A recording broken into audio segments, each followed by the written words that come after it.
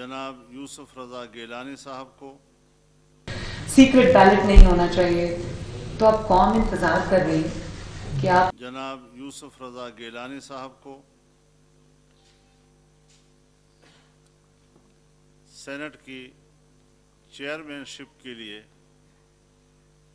उम्मीदवार नामजद कर दिया है।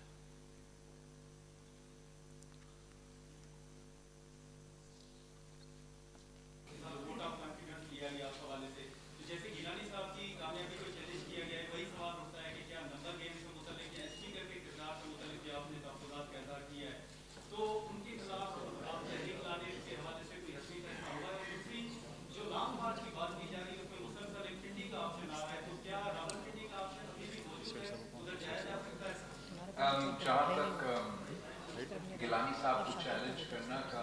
सिलसिला है, मैं समझता हूँ कि इलेक्शन होने से पहले एक बार फिर हुकूमत ने अपने हार मान चुका है। वो जानते हैं कि इसके बावजूद कि इन्होंने नेशनल असेंबली ऑफ पाकिस्तान में ये सेनेट इलेक्शन हारा है, इसके बावजूद कि इसकी वजह से उन्होंने एक ड्रामा का नो कॉन्फिडेंस वोट का सिलसिला कौम के सामने पेश किया है। इन सारे हथकंडे के बावजूद उनको पता है कि पाकिस्तान डेमोक्रेटिक मूवमेंट अगर सेनेट चेयरमैन और डेप्यूटी चेयरमैन के इंतखाबात फ्री एंड फेयर होते हैं तो कोई तरीका नहीं है कि आप पाकिस्तान डेमोक्रेटिक मूवमेंट को रोक सकते हैं। यही वजह है कि वो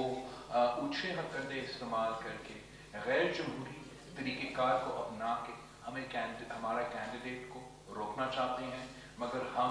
इलेक्शन कमीशन से बहुत उम्मीद रखते हैं कि जैसे उन्होंने बाई इलेक्शंस में फ्री एंड फेयर इलेक्शंस के लिए स्टैंड लिया, जैसे उन्होंने आईन पे कोई सौदा नहीं किया, वैसे ही वो नेशनल असेंबली से मुंतखब सेनेटर इलेक्ट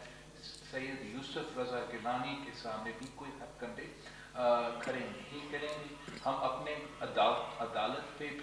भी उम्मीद रखते हैं कि वो किसी फोर्स को ये इजाज़त नहीं देंगे कि वो हमारा उम्मीदवार को, इसलिए वो डरते हैं कि हमारा उम्मीदवार जीतेंगे तो उसको वो किसी तरीके से रेस से आउट रखना चाहते हैं, मगर इनकी ये सारी कोशिशें इंशाअल्लाह ताला नाकाम होंगी। 12 तारीख को इलेक्शन होगा और पाकिस्तान डेमोक्रेटिक मूवमेंट जीतेंगे। जहाँ तक हमारा लॉन्ग मार्च का सवाल है, उस पर हमने हमारा पिछले जो सरबराह इजलास है उसके बाद मौलाना फजल रहमान साहब ने प्रेस कॉन्फ्रेंस भी किया था, ऐलान भी किया था, और उसके जो भी लॉजिस्टिक्स है, जो भी प्रैक्टिकलिटीज है, सारे के सारे पार्टीज एक पेज पे हैं। मेरे ख्याल में फैज़ाबाद का नाम लिया गया है, तो फैज़ाबाद दोनों पिंडी में भी है और इस्लामाबाद में भी। मरियम साहब अगर बात कर लें फिर उसके बाद और तो नहीं, मैं जो बिलावल साहब ने बात की उसमें मैं ये ऐड करना चाहती हूँ कि अगर आप ये जानते हैं कि सेनेट में चेयरमैन के इलेक्शन में आप माइनॉरिटी में हैं, हुकूमत और उसके इत्तेहादी माइनॉरिटी में हैं, उनके पास मतलूबा तादाद नहीं है, अपोजिशन के पास मतलूबा तादाद है, अपोजिशन जिसमें PDM की जमातें शामिल हैं वो मेजॉरिटी में है, तो आपने किस बेसिस पे अपना कैंडिडेट खड़ा किया है? वो कैंडिडेट अगर फ्री एंड फेयर इलेक्शन होता है जिसमें वो आपने अपना कैंडिडेट किस बेसिस पे खड़ा किया, वो तो कामयाब नहीं हो सकता। उसके कामयाब होने की सिर्फ 2-3 ही वजूहात हो सकती हैं। एक ये कि आप पैसे से ख़रीदो फरोख्त करें, दूसरा ये कि आप एजेंसीज़ को इस्तेमाल करके दबाव डाल के आप अरकान को सेनेट में अपोजिशन के अरकान को तोड़ने की, उनको अपनी जमात की पॉलिसी से या डिसिप्लिन से हट के वोट देने की आप उनके ऊपर ये दबाव डालें, उनको फ़ोन कॉल्स आएँ जो कि आना शुरू हो गई है। तो इसी बेसिस पे आप सेनेट का इलेक्शन सिर्फ जीत सकते हैं क्योंकि आप माइनॉरिटी में हैं, आपके पास मतलूबा तादाद तो नहीं है। और दूसरी बात ये कि आप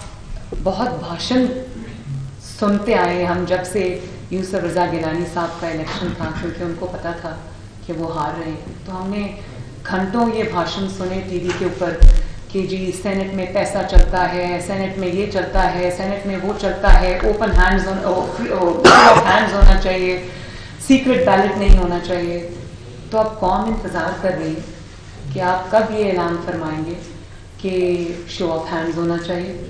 اور کب آپ آرڈیننس لے کر آئیں گے, کب آپ ای سی پی سے یہ رائے مانگیں گے, کب آپ سپریم کورٹ لے کر جائیں گے یہ مسئلہ کہ شو آف ہینڈز ہونا چاہیے اور خفیہ بیلٹ نہیں ہونا چاہیے. تو قوم اس پہ انتظار کر رہی ہے. جی جناب.